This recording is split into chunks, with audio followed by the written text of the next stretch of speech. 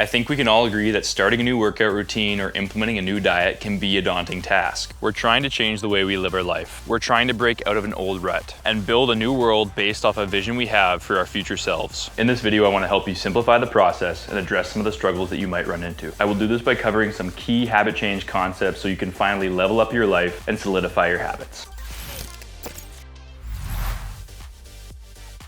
You see, most people try to make a 180-degree change that goes from 0 to 100 all in one go. And although you may feel like this is the best approach to just go all in and start doing the thing, you may be missing some of the key pieces and concepts that are part of achieving your long-term goal. Today, we'll talk about 3 things: your identity, your environment, and lastly, what I call the achievability factor. So let's start with the first concept of your identity. Your identity is so closely tied to who you are and the actions that you take. As an example, if you believe that you're someone who is lazy and can never possibly go to the gym or never start a new nutrition plan, then that actually starts to become ingrained and become a part of your identity over time. You will stay lazy, you won't go to the gym, and you won't change your diet. This starts to become a limiting belief that won't allow you to move forward towards your actual goals and aspirations. So how do we start to believe that we are somebody that isn't lazy, that can go to the gym, and can change their nutrition? So what we need to do is we need to start with small, actionable steps in the right direction. This is going to allow us to build up evidence that we are that type of person, and then we ourselves will start to believe this. In essence, we need to slowly change our identity so it's in line with our long-term goal. This takes time and consistency though, and it takes changing some of our smaller daily habits first so we can build momentum in the right direction. Which leads me to my next point, your environment. Your environment also directly dictates how you behave and the actions that you take. Keep in mind, certain aspects of our environment can act as triggers to cause us to do specific actions or habits. Your environment can either be set up for your success or it can be set up to sabotage your attempts at creating a new life. Case in point, you're trying to eat better and have every intention of losing some body fat and getting into great shape. You've bought in some healthy food, but your cupboards are also full of sugary foods that are right at the front of the cupboard and easy to access. This means you're much more likely to reach for these first as they're visible and easily accessible. One quick environmental change we can make is taking the unhealthy foods and putting them higher up in the cupboard and at the back of the cupboard so that they're out of sight, out of mind.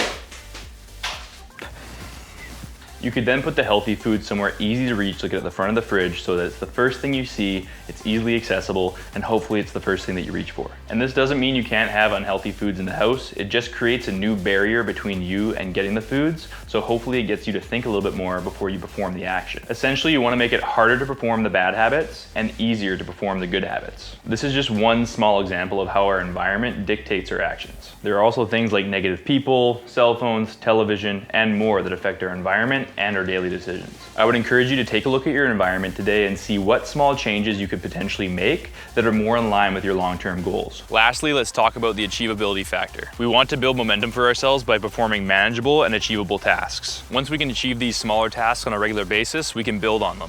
Let's say you wanted to work out 5 days a week but are starting from 0. It's more realistic to start out working 3 days a week and then bump up to 5 once we've actively and regularly achieved 3. Additionally, let's say that you started at 5 days a week but then continuously only made it in for 3.